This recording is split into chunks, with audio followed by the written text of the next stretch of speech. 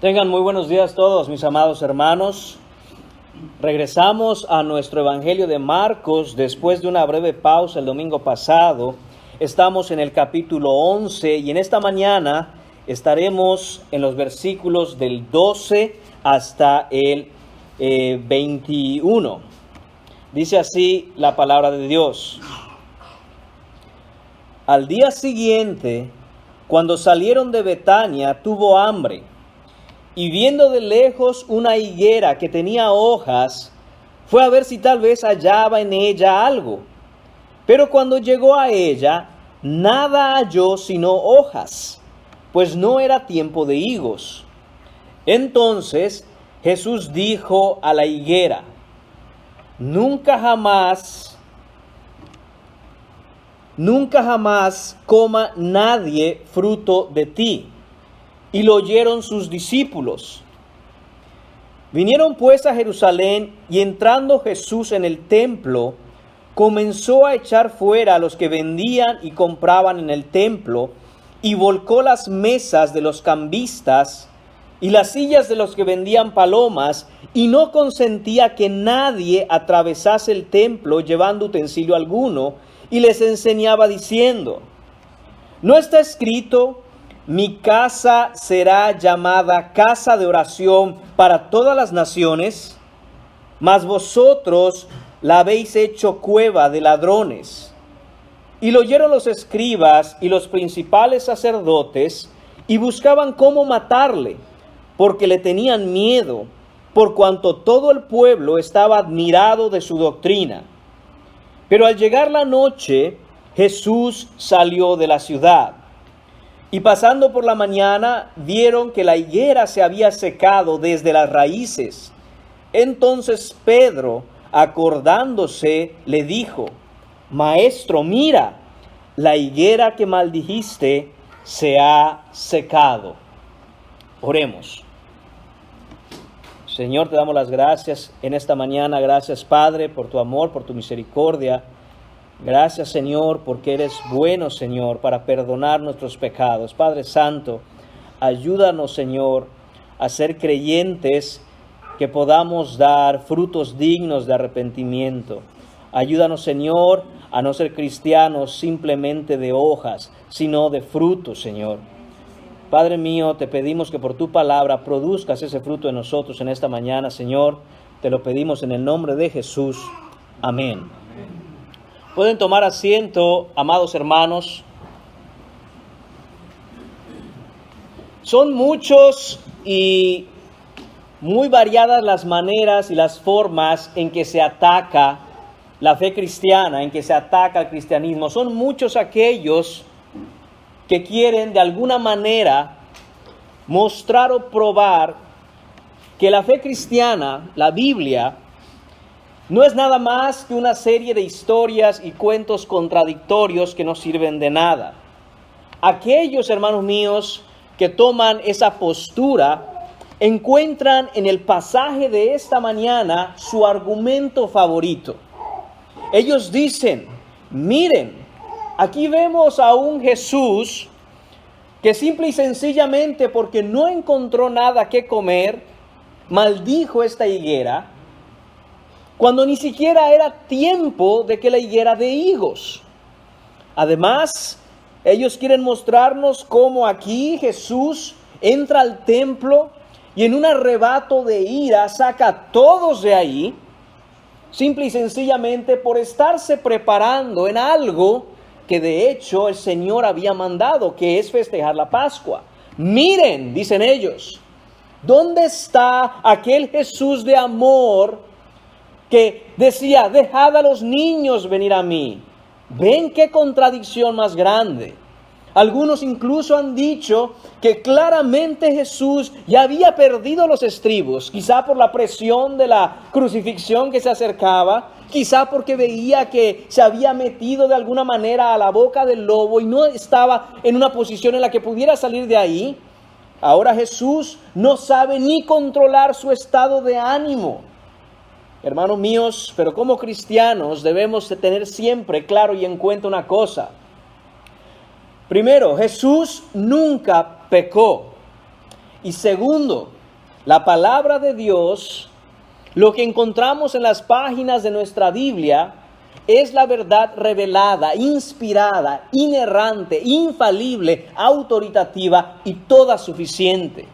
De tal forma que el Señor ha puesto este pasaje delante de nosotros en esta mañana para que nosotros aprendamos y miremos algo del carácter de Cristo que definitivamente tiene que causar un cambio en nosotros. Hay una llamada de atención en este pasaje y una llamada de atención muy importante. Así que veamos, hermanos míos, qué es lo que encontramos en este pasaje de la Escritura. El punto número 1 de esta mañana es la maldición, refiriéndonos, por supuesto, a la maldición de la higuera. Dice, al día siguiente, versículo 12, cuando salieron de Betania, tuvo hambre. Esto es Jesús y sus discípulos. Al día siguiente significa que es un lunes. ¿Por qué? Porque recordemos que la última vez que estuvimos en Marcos hablamos del Domingo de Ramos. Jesús había entrado a Jerusalén montado en un pollino de asna. ¿Y qué es lo que pasaba? Que la gente empezaba a gritar, empezaba a decir Hosana, Hosana al Hijo de David. Y ahora, después de que Jesús mira la ciudad, después de que Jesús entra al templo y mira todo lo que está ocurriendo, llora por Jerusalén, se retira de allá a Betania y al día siguiente, lunes, está con sus discípulos de nuevo de vuelta en Jerusalén y en el camino Jesús tiene hambre. Esto, hermanos míos, nos deja ver la humanidad de nuestro Cristo. Nos deja ver, hermanos míos, que Él, al igual que nosotros, era un hombre exactamente igual a nosotros, pero sin pecado. Él tuvo hambre como cualquier otro caminante, estaba en esos polvorientos caminos y se acerca, dice, viendo de lejos, versículo 13, una higuera que tenía hojas, fue a ver si tal vez hallaba en ella algo. Pero cuando llegó a ella, nada halló sino hojas, pues no era tiempo de higos. Entonces Jesús dijo a la higuera, nunca jamás coma nadie fruto de ti, y lo oyeron sus discípulos.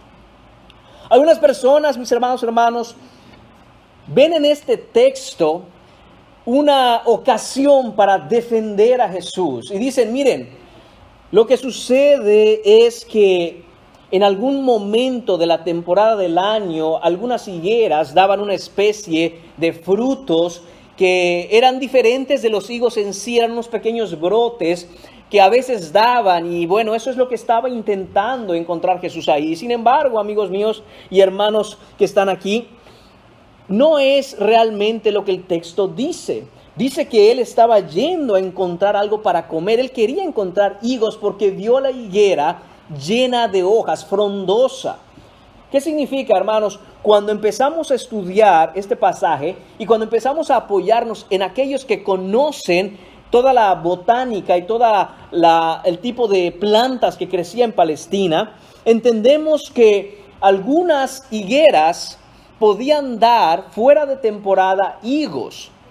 La temporada de higos para las higueras estaba aproximadamente entre octubre, por ahí más o menos del mes de octubre. Sin embargo, algunas higueras podían dar frutos al inicio de la primavera, que es donde estamos ahora. Estamos en abril, en el texto. ¿Por qué lo sabemos? Porque estamos a punto de llegar a la Pascua.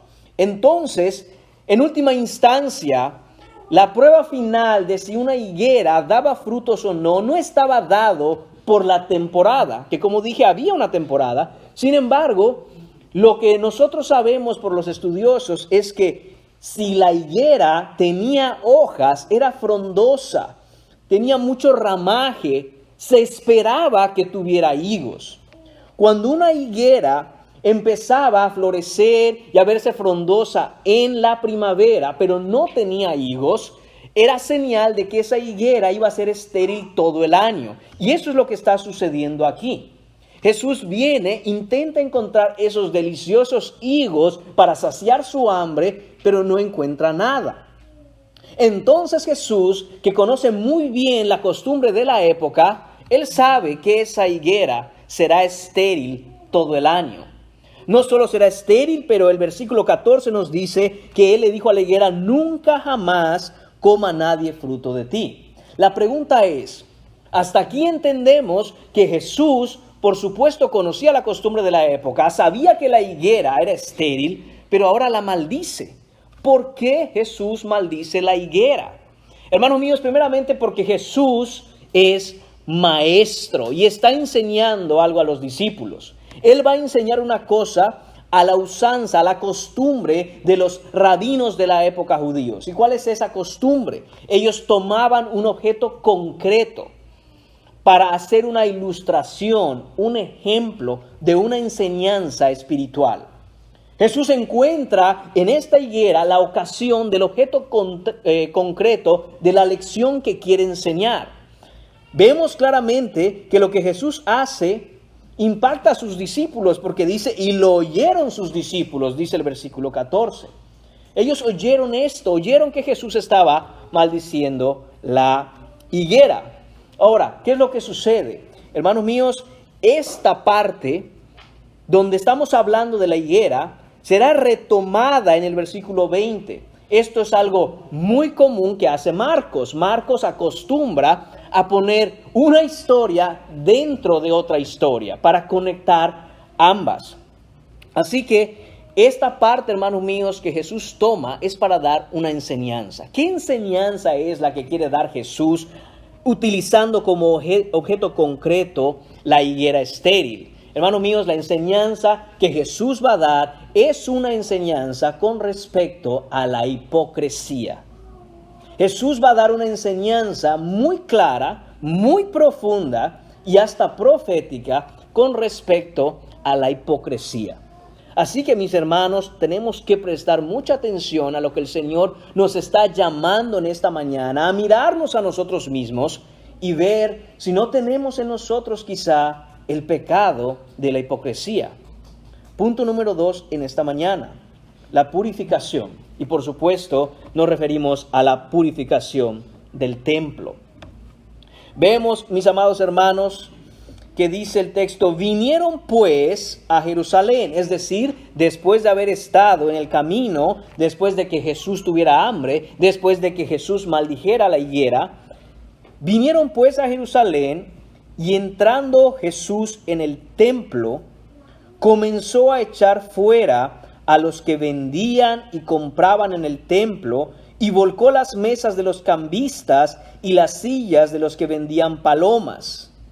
Y no consentía que nadie atravesase el templo llevando utensilio alguno. Jesús, hermanos míos, llega al templo y vemos que empieza a notar todo lo que está ocurriendo ahí. Están en los preparativos para la Pascua. La Pascua, mis hermanos, es el momento en la tierra de Jerusalén, en la nación de Israel más importante del año. No solo eso, el templo en sí mismo es muy importante. Los judíos identificaban el templo como la presencia misma de Dios entre ellos. Ellos veían el templo en medio de su ciudad y con eso ellos se sentían en una protección que Dios les daba. Así que los preparativos para la Pascua empezaban. Sin embargo, mis hermanos, Jesús ve algo que no le agrada. ¿Y qué es lo que hace?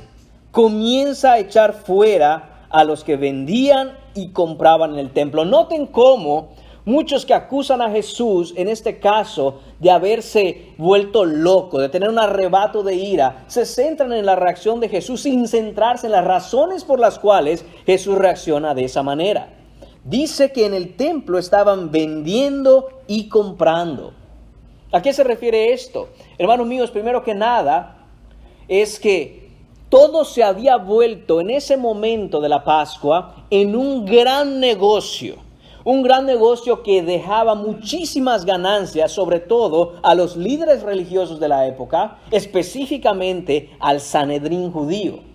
Esto que está sucediendo aquí, mis hermanos, se lleva a cabo en el atrio de los gentiles o el patio de los gentiles. Es decir, que el templo estaba dividido en diferentes áreas. Estaba el atrio de los gentiles, el atrio de las mujeres, el atrio de los judíos y el atrio de los sacerdotes.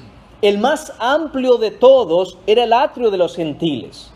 Ahí el Señor había mandado que todo aquel que no pertenecía al pueblo de Dios, que no era israelita de nacimiento, que no pertenecía a ninguno de los linajes de las tribus de Dios, aquel que se arrepintiera de sus pecados y viniera a buscar al verdadero Dios, al único Dios, al Dios de la Biblia, iba a encontrar un lugar en el templo.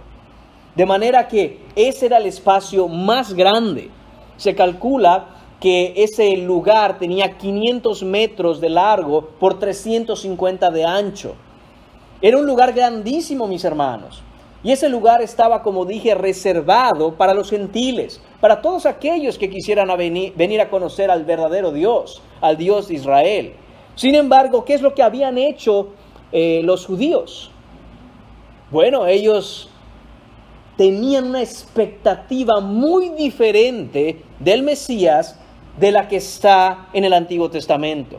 Ellos pensaban que Dios había puesto ahí el atrio de los gentiles como un recordatorio de lo que es estar fuera del pacto de Dios. Y que cuando el Mesías llegara, Él echaría fuera a los gentiles para siempre. Sin embargo, Jesús llega y mira todo lo que está ocurriendo ahí. Vendían y compraban, y también dice que habían mesas de cambistas. ¿Qué son estas mesas de cambistas? Bueno, esto es lo que ocurría. Venían de todas las partes y de todas las regiones del área hasta Jerusalén. Recordemos que en este lugar podían reunirse aproximadamente un promedio de 2 millones de personas cada Pascua. Entonces era más conveniente llegar a Jerusalén y encontrar ahí y comprar ahí un cordero para el sacrificio o una paloma para el sacrificio, de acuerdo a las posibilidades de aquellos que venían a adorar a Dios, que traerlo desde donde ellos vivían. Usted se imagina hacer una caminata, porque iban caminando, cargando un cordero, cargando aquello que ellos iban a ofrecer en sacrificio. Entonces a alguien, como siempre, se le ocurrió la formidable idea de decir: no se preocupe, que aquí yo se la tengo y yo se la vendo. Entonces, hermanos míos, se compraban, se criaban primeramente que nada miles y miles de corderos, y se vendían dentro del atrio de los gentiles a todo aquel que quisiera comprarlo, así como palomas y otra serie de animales. Se había convertido, mis hermanos, el atrio de los gentiles en un verdadero corral gigantesco, con todo lo que eso implica: suciedades de animales, gritos. Era un mercado enorme. Ahora, ¿por qué los cambistas? Bueno, la gente venía de diferentes lugares y cuando llegaba a Jerusalén venía con su propia moneda. Entonces tenían que hacer el cambio de divisa, el cambio de moneda a la moneda de uso en Jerusalén.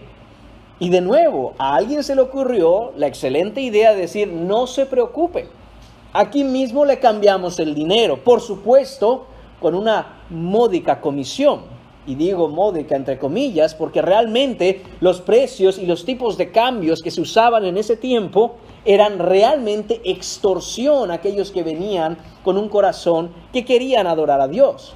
Y esto es lo que ve Jesús, mis hermanos.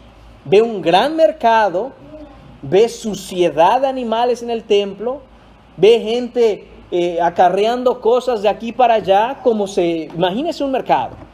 Si usted ha estado en un mercado, sobre todo en un mercado en donde la actividad empieza muy temprano por la mañana, todos tienen algo que hacer, están acarreando cosas de aquí para allá. Eso es lo que estaba sucediendo en el atrio de los gentiles. Y Jesús mira esto, y entonces, mis hermanos, Él empieza a enseñar algo.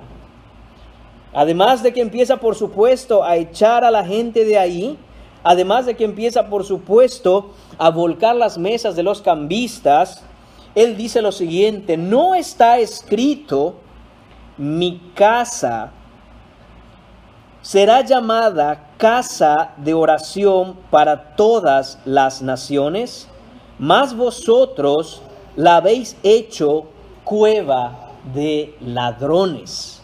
Esta es la enseñanza que está haciendo Jesús. Y por favor, no desconecte lo que está sucediendo aquí en el templo de Jerusalén, en el atrio de los gentiles, con la maldición de la higuera. Jesús ve algo en el templo. Una multitud de personas, una multitud de gente que dice ir a adorar a Dios. Gente de todos los lugares venía en el tiempo de la Pascua para ofrecer sacrificios al Dios de Israel. Pero cuando él entra al templo, lo que encuentra es que en el lugar más grande, en vez de un lugar de adoración al Señor, de oración a su nombre, de comunión con Él, encuentra un gran mercado donde el corazón de las personas, principalmente de los líderes religiosos, estaba simple y sencillamente puesto en las ganancias que esta tradición les daba. Y esto es lo que ve Jesús, y esto es lo que Él dice: mi casa será llamada casa de oración. ¿Qué está haciendo Jesús aquí? Jesús está de hecho citando Isaías capítulo 56, y le invito a que vayamos a Isaías capítulo 56, en los versículos 6 y 7, el Señor habló al pueblo a través del profeta Isaías y dice: y a los hijos de los extranjeros que sigan a Jehová para servirle y que amen el nombre de Jehová para sus siervos, a todos los que guardan el día de reposo para no profanarlo y abracen mi pacto, yo los llevaré a mi santo monte y los recrearé en mi casa de oración. Es lo que está citando Jesús. Sus holocaustos y sus sacrificios serán aceptos sobre mi altar, porque mi casa será llamada casa de oración para todos los pueblos. Noten cómo, mis hermanos míos, y voy a hacer un énfasis en esto, noten cómo el Señor, desde el Antiguo Testamento en Isaías, lo que acabamos de leer, el Señor tenía claramente el mandato, claramente Él había dicho a su pueblo que sería el templo del Señor, casa de oración para todas las naciones. En ningún momento el Señor les dijo: esta casa va a ser una casa de oración para el pueblo de Israel únicamente. Pero el espíritu exclusivo que tenía el judío dijo: no.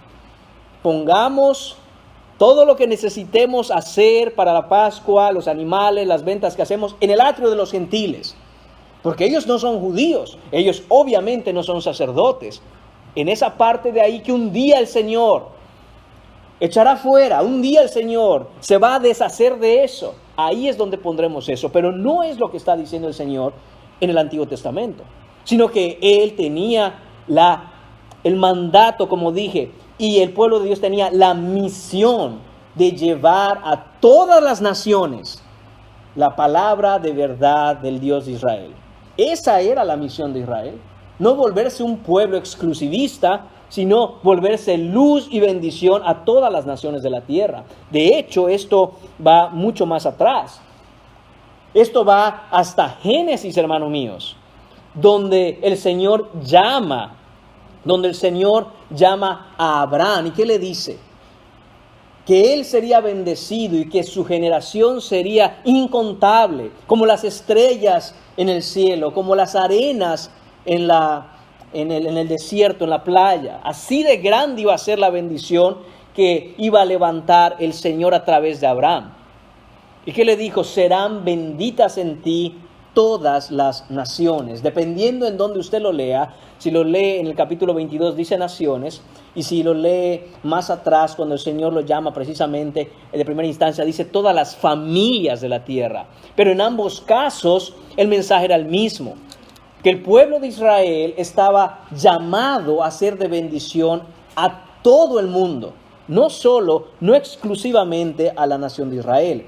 Además, Jesús también está citando aquí Jeremías capítulo 7. En Jeremías capítulo 7, versículos 8 al 11 leemos.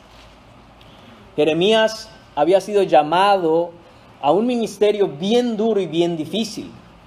Y era el de proclamar la condenación y juicio que el Señor iba a llevar sobre su pueblo si no se arrepentía. Y dice Jeremías capítulo 7, he aquí, vosotros confiáis en palabras de mentira que no aprovechan, hurtando, matando, adulterando, jurando en falso, incensando a Baal y andando tras dioses extraños que no conocisteis. vendréis, y os pondréis delante de mí en esta casa sobre la cual es invocado mi nombre, y diréis, librados somos para seguir haciendo todas estas abominaciones. ¿Es cueva de ladrones delante de vuestros ojos esta casa sobre la cual es invocado mi nombre? He aquí que también yo lo veo, dice el Señor. Estas son las cosas que están implícitas en la enseñanza que Jesús da. Y recordemos, hermanos, que lo que vemos en Marcos, lo que Marcos registró, es solo una parte de lo que Jesús enseñó. Seguramente Jesús, o con un grado de alta certeza podemos decir que Jesús habrá expuesto estos dos pasajes a la gente que estaba ahí. ¿Qué es lo que está diciendo el Señor? El Señor está diciendo, miren lo que ustedes hacen. Ustedes viven como se les da la gana. Vemos de nuevo, voy a citar esta parte de Isaías, de Jeremías en el capítulo 9. Hurtando, matando, adulterando, jurando en falso, adorando a Baal, andando tras dioses extraños. Pero cuando llega la Pascua, vienen con su cordero y lo ofrecen a Dios y dicen, he aquí, librados somos para seguir haciendo todas estas abominaciones.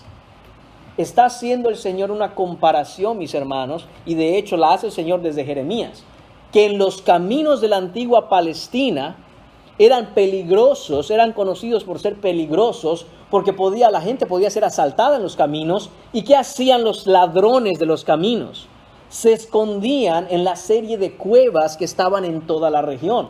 Después de asaltar a alguien, se escondían en las cuevas para no ser encontrados. Cuando leemos, por ejemplo, la parábola del buen samaritano, vemos que atacan y dejan casi muerto a este hombre en el camino. Estos ladrones se ocultan en las cuevas. Era algo conocido en esa época, era algo que todo el mundo sabía, eso puede pasar. Jesús está haciendo la comparación de estos ladrones con lo que estaba sucediendo en el templo.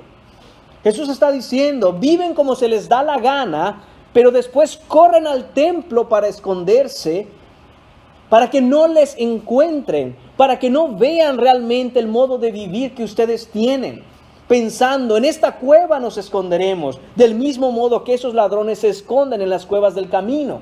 En otras palabras, ustedes son impíos que no tienen temor de Dios, pero para que no se descubran sus malas obras, se esconden en las cuevas de su religiosidad.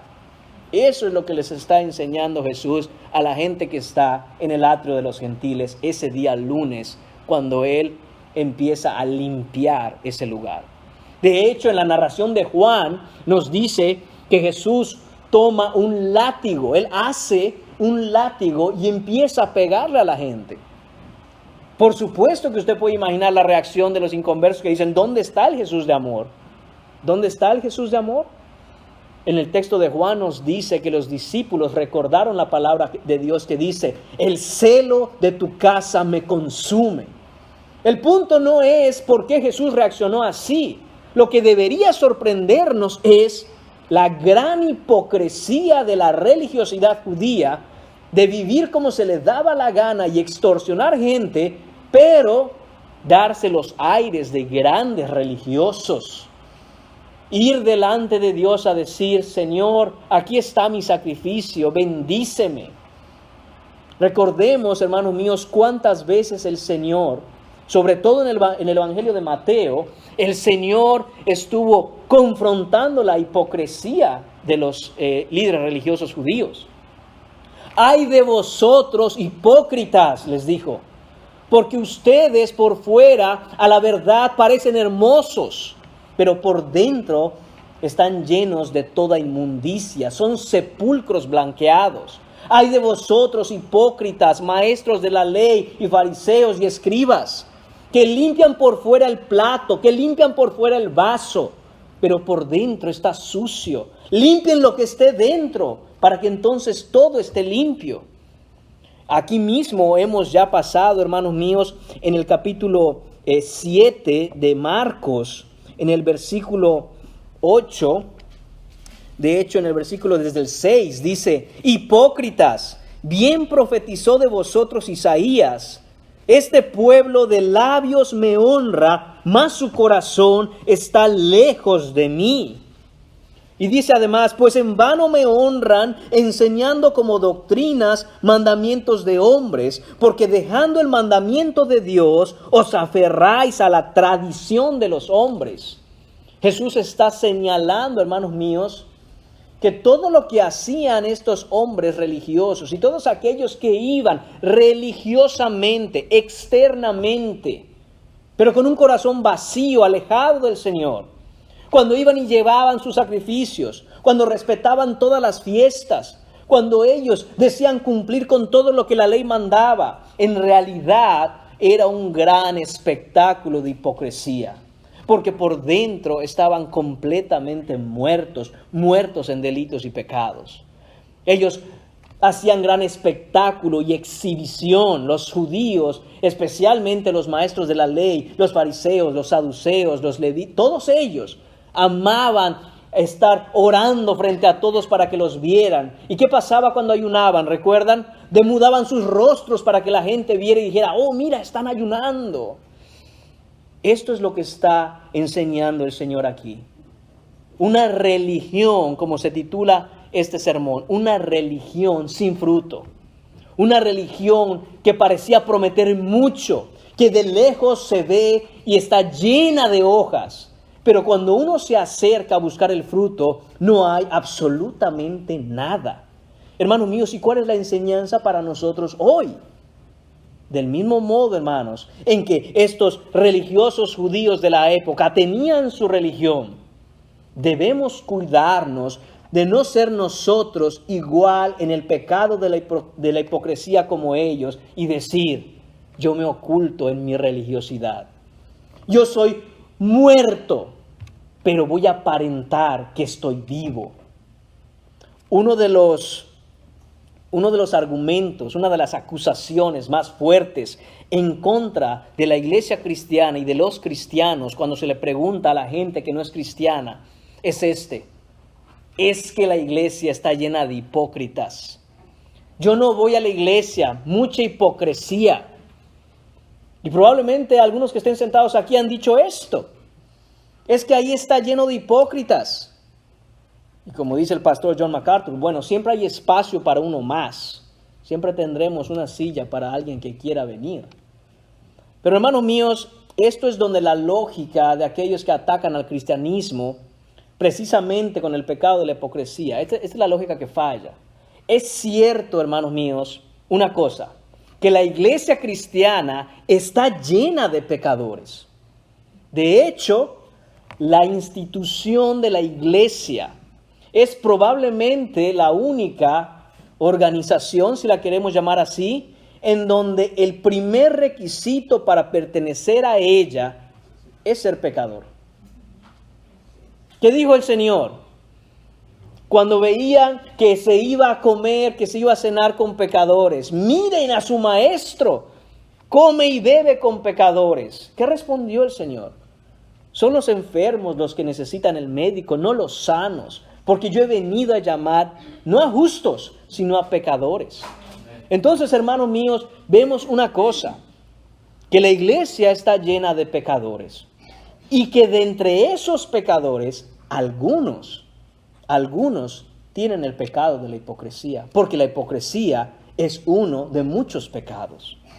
Pero es mentira que simple y sencillamente porque somos pecadores y venimos al Señor precisamente porque queremos ser salvos de nuestros pecados, queremos ser limpiados de nuestra maldad.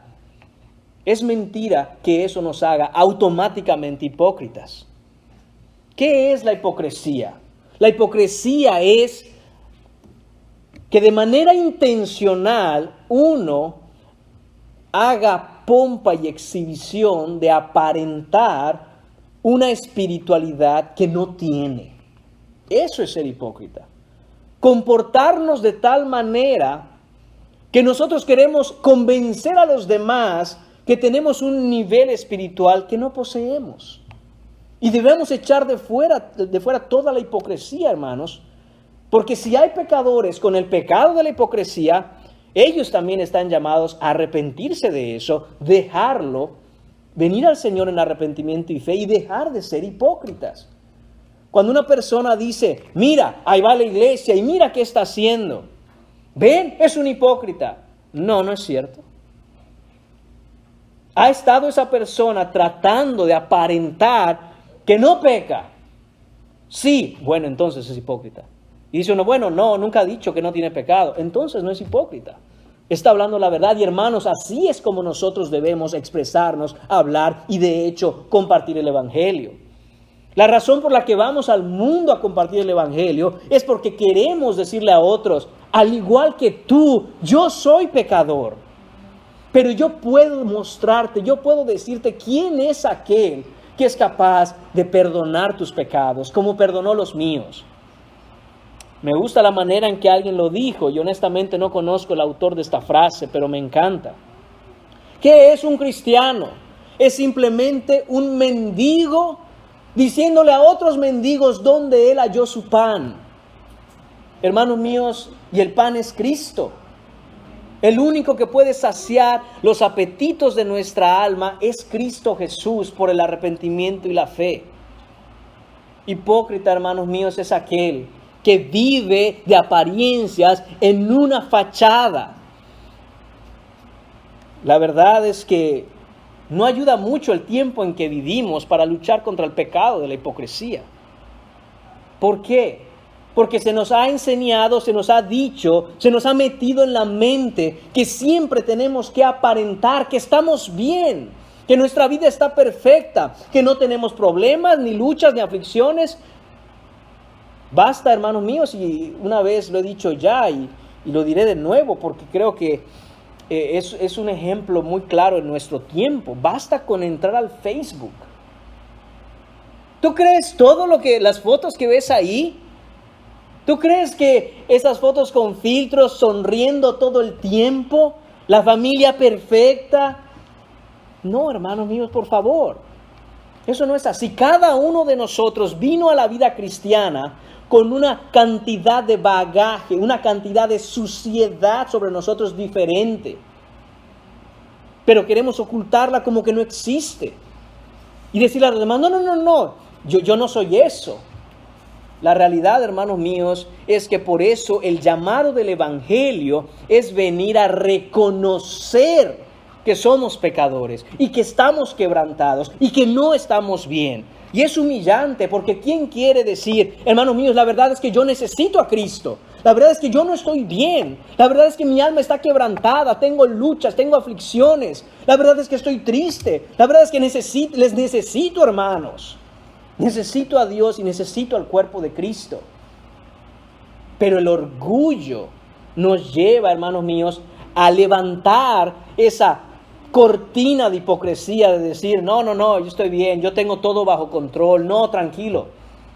Hermanos, es necesario que nosotros chequeemos nuestro corazón y ver si no estamos cayendo en el pecado de la hipocresía, del mismo modo en que estas personas, estos religiosos, vivían como se les daba la gana, pero entonces iban a sentirse que están en paz con Dios porque compraban un cordero ahí y lo llevaban y ya está, cumplí.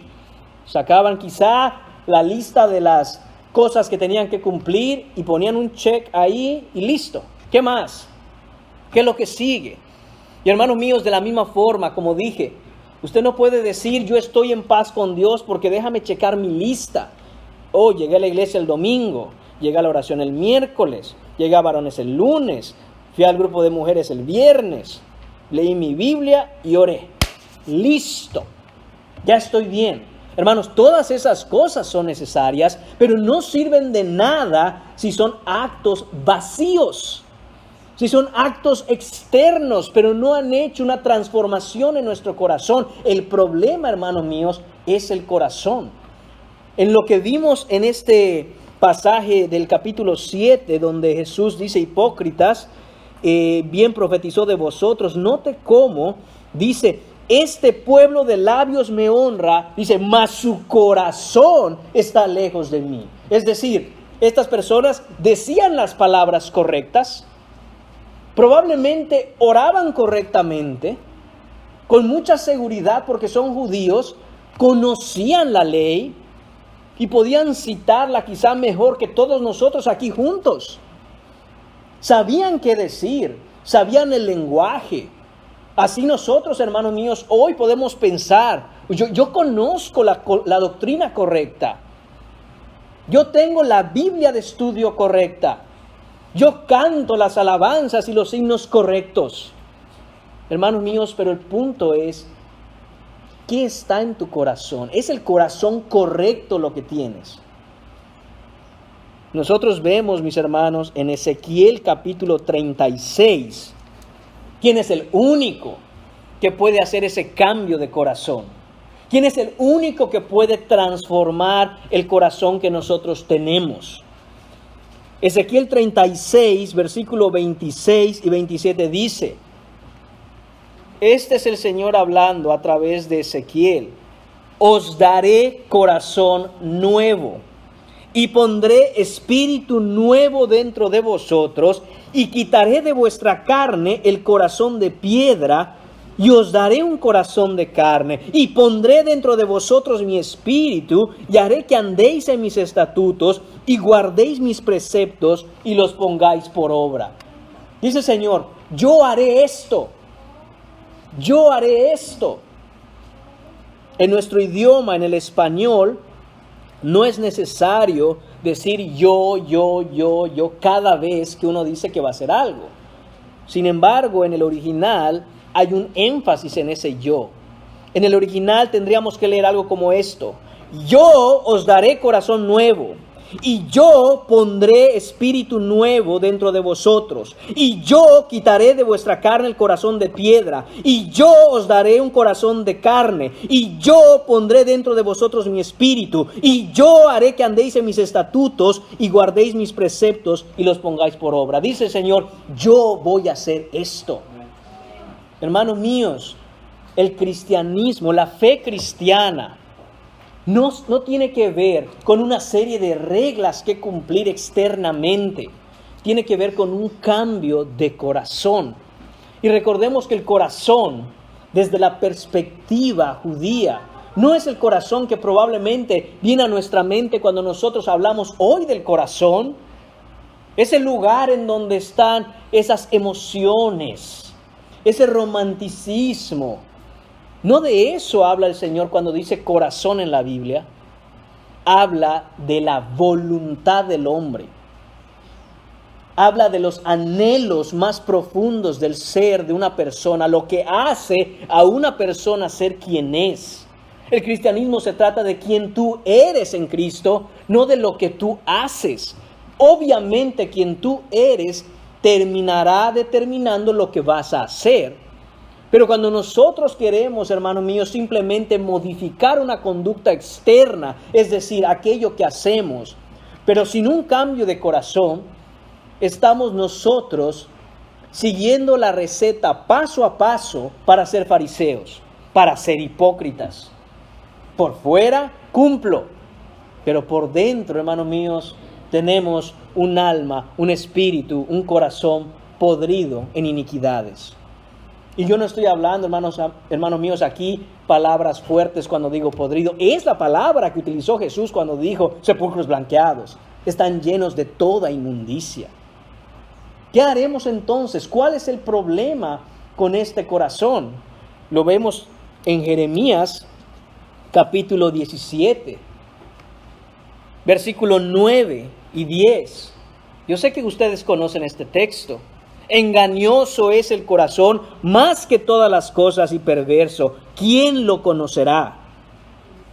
En pocas palabras, ¿tú quieres saber si tienes un corazón engañoso? No le preguntes a tu corazón. Te va a engañar. Tienes que negarte a ti mismo. Si tú vas y le preguntas a tu corazón, corazoncito, ¿cómo andamos? ¿Cómo estamos? ¿Bien? ¿Todo bien? Estoy bien. ¿Cómo te sientes hoy? Hoy me siento un poco triste. Creo que me hace falta, no sé, buscar algo que me alegre. Claro que sí, corazón. Si hacemos caso a nuestro corazón, hermanos míos, Si nosotros escuchamos al mundo cuando dice, sigue tu corazón, hermanos míos, el corazón dice, pequemos. El corazón dice, alejémonos de Dios. El corazón dice, busquemos nuestros sueños, nuestros anhelos, nuestras metas. Nos dice, no necesitamos a Dios. Dame lo que me haga sentir bien. Pero el Señor responde, yo Jehová, dice, ¿quién lo conocerá? Termina el versículo 9. El Señor mismo responde, yo Jehová, yo el Señor conozco el corazón. Yo el Señor conozco tu corazón. Y dice, para dar a cada uno según su camino, atención, según el fruto de sus obras. Vemos la conexión con la higuera que no tenía frutos. Dice el Señor, yo conozco el corazón y voy a chequear el fruto. Así como Jesús fue a la higuera a ver si había fruto y no encontró nada más que hojas y la maldijo, es lo que está diciendo Jeremías también. Yo voy a checar el fruto de los corazones. Y dice, y daré según sus obras, según el fruto de sus obras. Aclaro, hermanos míos, Jesús no está hablando acá de salvación por obras. Aquí Jesús no está hablando, el Señor no está hablando en su palabra de que, necesitas tener fruto, si no, no vas a ser salvo. Sino todo lo opuesto. Tienes que venir al Señor en arrepentimiento y fe para que Él produzca un corazón nuevo que va a dar un fruto de acuerdo a ese nuevo corazón. Entonces el Señor dice, checaré si hay fruto, porque el fruto es la evidencia de que ha habido un cambio de corazón. Si no ha habido un cambio de corazón, no habrá fruto.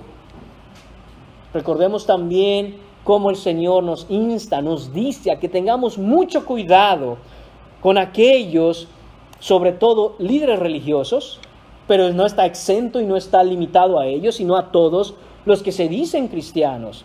Cuidaos, dice, cuidaos de los falsos profetas y maestros. Dice, por sus frutos los conoceréis. Por sus frutos conoceréis si están enseñando la verdad. Por sus frutos verás si lo que predican hace una transformación y esa transformación es real y produce algo. Esa es, mis hermanos, la enseñanza clave de todo este texto con respecto a la higuera. No es que Jesús perdió la cabeza, no es que Jesús, en un ataque de presión porque se acerca la crucifixión, no supo controlar sus emociones.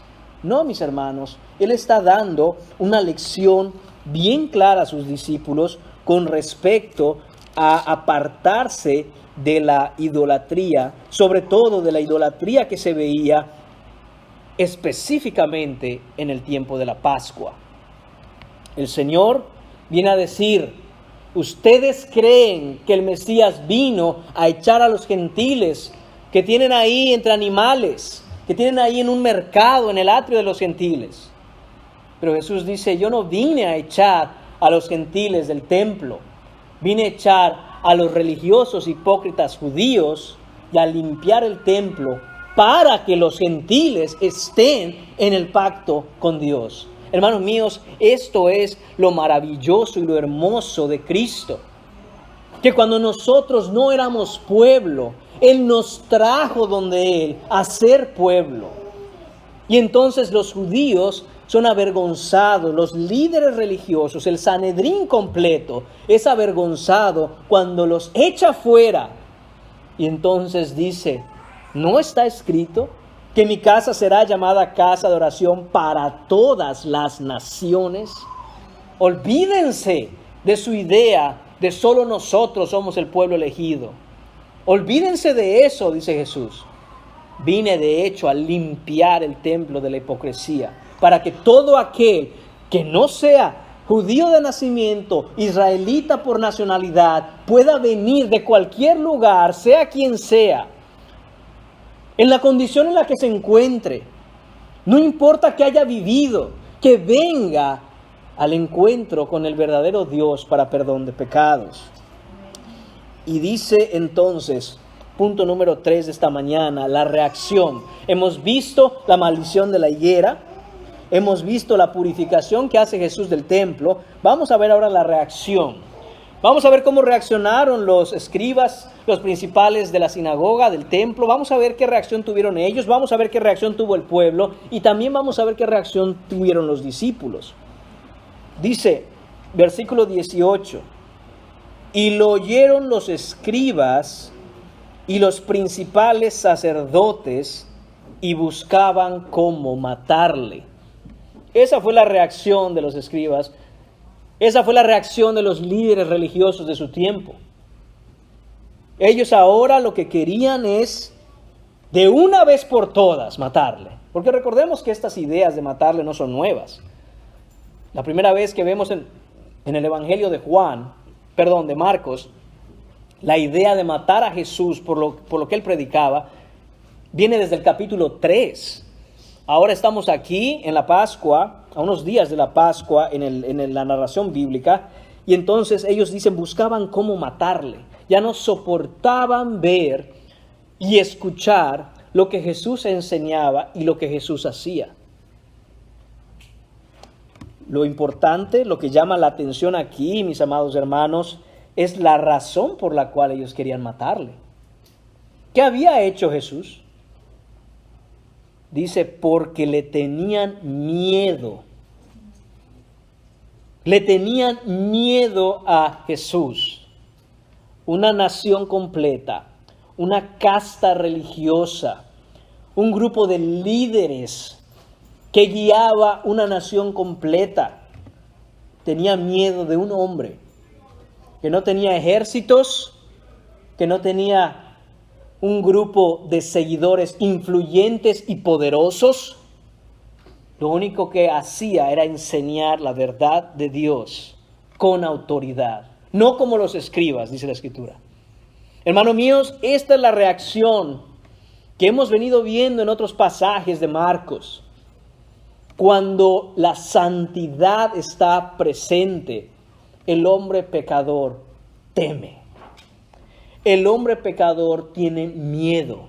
Veían a Jesús, escuchaban a Jesús, tenían a Jesús entre ellos y decían en sus corazones, matémosle, porque tenemos miedo de ese hombre. Y el día de hoy, hermanos míos, eso continúa siendo exactamente igual. ¿Usted sabe por qué el pecador, el no creyente, huye de Cristo? Le puede dar muchos pretextos, pero la razón es que tiene miedo. Tiene miedo porque tiene que renunciar a toda su vida. Tiene miedo porque Jesús va a juzgarlo un día. Tiene miedo porque Jesús ha probado ser quien dice ser, Dios el Hijo hecho carne. Tienen miedo porque el alma del pecador sin Cristo mira a Cristo en su perfecta santidad y es un fuego consumidor. Quieren deshacerse de Él, quieren alejarse de Él, pero Jesús no se aleja, está metido en el templo. Entonces la reacción de ellos es, matémosle, vamos a matarle. Ahora, miren la reacción que tiene el pueblo. Dice, por cuanto todo el pueblo estaba admirado de su doctrina. Mientras que los líderes religiosos querían matar a Jesús, el pueblo se admiraba, se asombraba. Nadie les había enseñado así. Nadie les había hablado la verdad.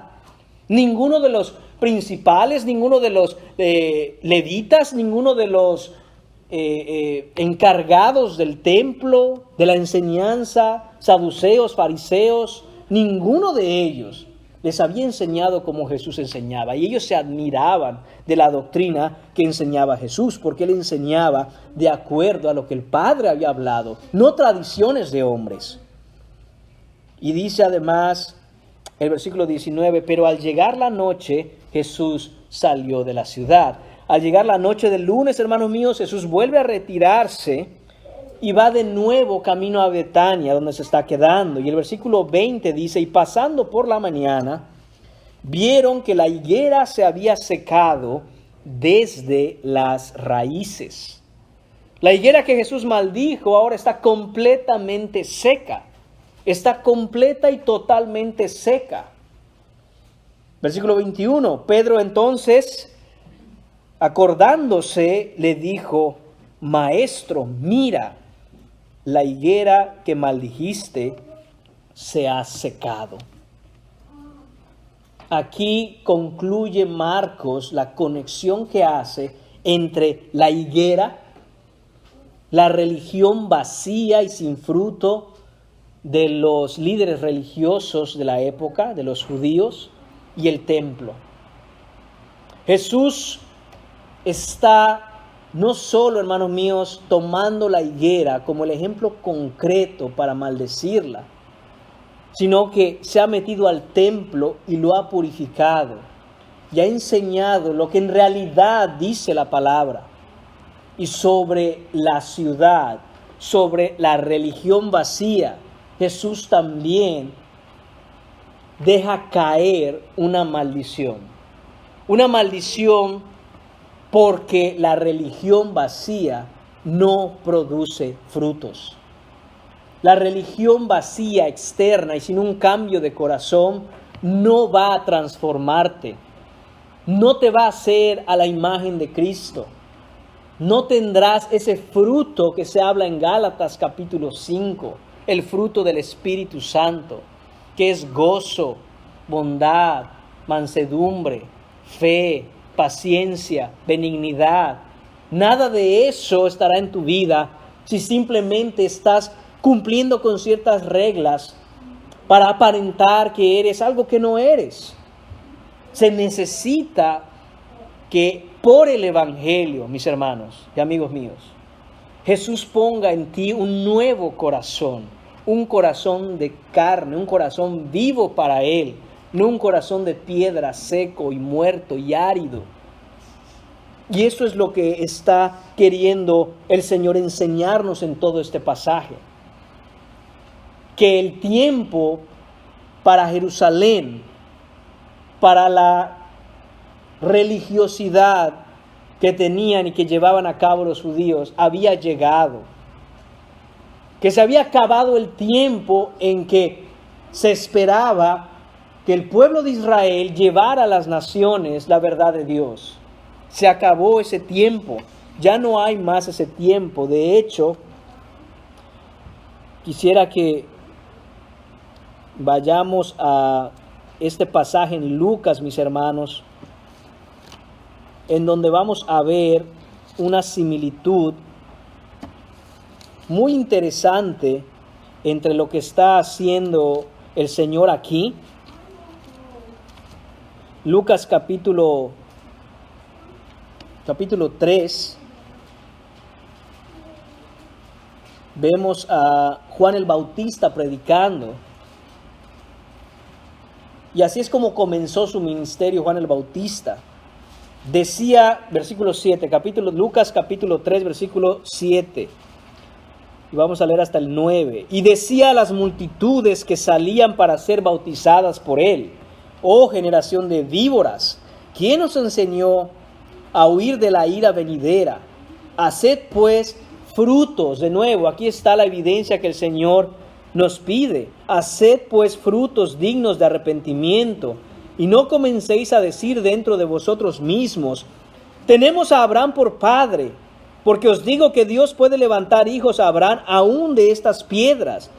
Y ya también el hacha está puesta a la raíz de los árboles. Por tanto, todo árbol que no da buen fruto se corta y se echa en el fuego.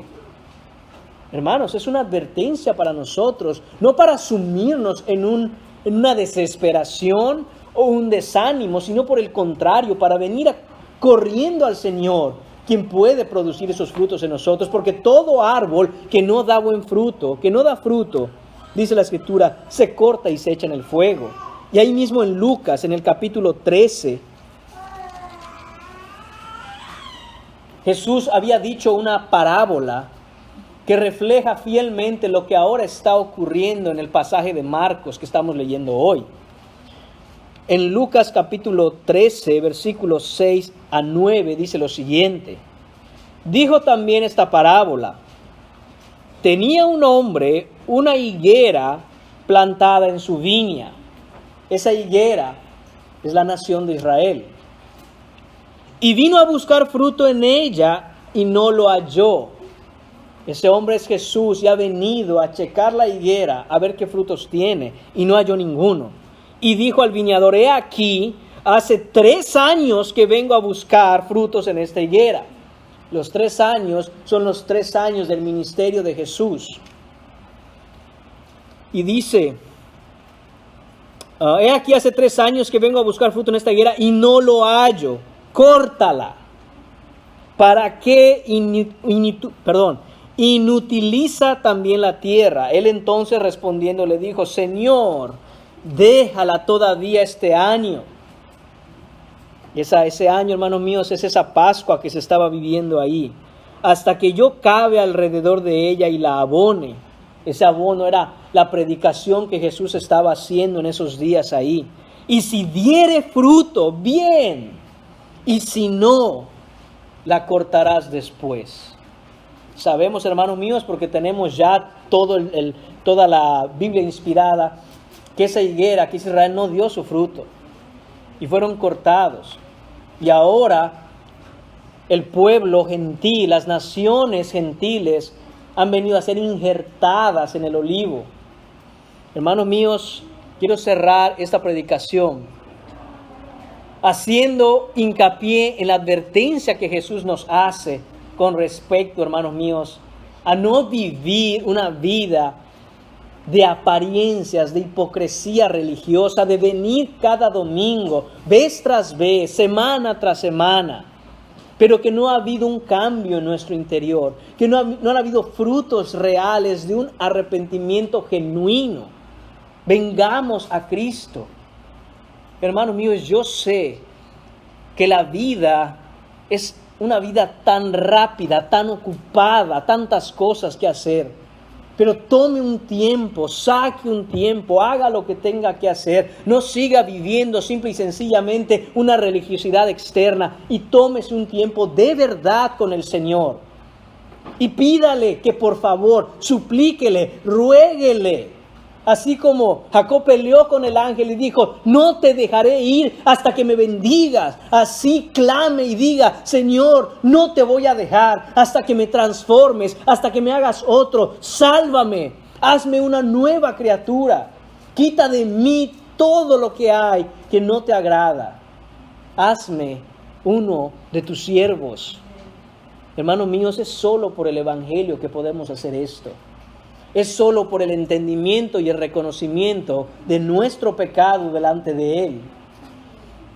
Y que Él fue a la cruz para morir por nosotros, tomó nuestro lugar en la cruz. No es poca cosa. De hecho, es lo más grande que pudo haber hecho Dios. No hay otra cosa más grande que eso, que el inocente pague por los pecados del pecador.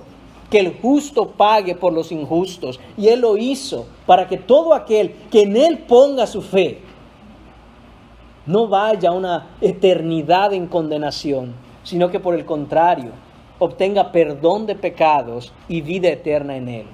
Hermanos míos, que el Señor quite toda fachada de nosotros, quite toda hipocresía de nosotros, nos limpie de nuestros pecados, para la gloria suya, para nuestro bien. Hermanos míos, y que vivamos una vida real. No vaya a ser el día en donde el Señor diga, vamos a ver si da fruto, y si no, la cortaremos. Oremos, hermanos míos. Señor Padre, te damos las gracias por tu palabra y te damos las gracias, Señor, por la esperanza que nos das en Cristo Jesús. Gracias, Padre, porque ciertamente nosotros no tenemos ni el poder, ni la habilidad, y muchas veces ni siquiera la voluntad, Señor, de cambiar, de ser otros, de ser nuevos. Señor, pero trae fe a nuestro corazón, renuévanos, cámbianos. Haznos, Señor, de acuerdo a lo que tú quieres que seamos, Señor. Haznos vivir verdaderas vidas, haznos vivir en realidad y en verdad, Señor. No de acuerdo a las apariencias del mundo, sino de acuerdo a la verdad de tu Escritura, de tu palabra, Señor. Te lo pedimos en el nombre de Jesús. Amén.